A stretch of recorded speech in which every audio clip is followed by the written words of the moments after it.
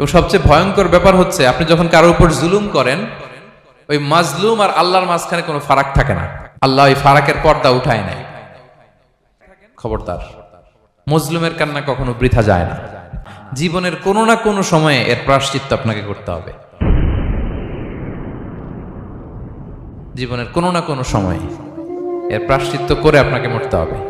এবং বিষ্ণু ইসলাম আরো ভয়ঙ্কর কথা বলেছেন। তিনি বলেছেন, মান যালামা কিদা শিবরিন মিনাল আরদি তুবিকাহু মিন সাবঈ আরাদিন। কেউ যদি জুলুম করে তার ভাইয়ের 1 বিঘত পরিমাণ জমিন খায়। 1 বিঘত চিনেন তো? এই যে আমার এই আঙ্গুল থেকে এই আঙ্গুলটা, এটা টান টান করলে যতটুকু জায়গা, এটার বলে 1 বিঘত। শিবের আরবিতে বলে শিবের। হ্যাঁ, মান যালামা কিদা শিবর। বিষ্ণু বলেন এই 1 শিবর, 1 বিঘত জমি যদি কেউ অন্যায়ভাবে জুলুম করে তার ভাইয়ের কাছ থেকে খায়, কিয়ামতের দিন তুবিকা আলাইহি সাবউ আরাদিন, এই 7 জমিনকে আল্লাহ তাআলা তার ঘাড়ে চাপাবে। খা এবার, খা। অন্যের জমি খাওয়ার এত শখ ছিল, এবার 7 জমিন ঘাড়ে কর।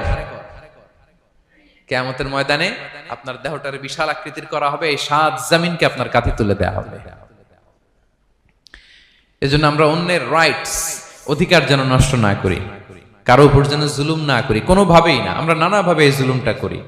আমরা প্রায় দাদার সম্পত্তি থেকে ফুফুদেরকে বঞ্চিত করি, বাবার সম্পদ থেকে বোনদেরকে বঞ্চিত করি।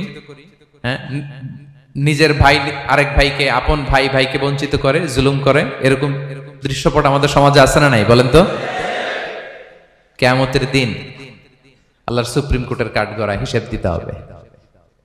আর এই জালিমদেরকে আল্লাহ তাআলা পছন্দ করেন না। আল্লাহ তাআলা বলছেন, ফাআম্মাল্লাযীনা কাফারু ফাউআযিবুহুম আযাবান শাদীদান ফিদ দুনিয়া ওয়াল আখিরা ওয়া মা লাহুম মিন নাসিরিন। যারা দুনিয়াতে কুফরি করবে, কঠিন শাস্তি দুনিয়াতেও আখিরাতেও। ওয়া আম্মাল্লাযীনা আমানু ওয়া আমিলুস সালিহাতি ফায়ুওয়াফিহিম উজুরাহুম। আর যারা ঈমান আনবে, সৎকর্ম করবে, তাদের প্রতিদান আমি আল্লাহ বুঝিয়ে দেব। ওয়াল্লাহু লা ইউহিব্বুয যালিমিন। তবে জেনে রেখো, আল্লাহ তাআলা জালিমিনদেরকে পছন্দ করেন। তাহলে 2 নম্বরে পাওয়া গেল কাদেরকে পছন্দ করে না? আপনি যদি কারো প্রতি জুলুম করেন, তাহলে আপনি জালেম, সে হচ্ছে মাজলুম। সে কি? মাজলুম। মজলুম আপনার ক্ষমা না করলে আল্লাহ তাআলা আপনার ক্ষমা করবে না।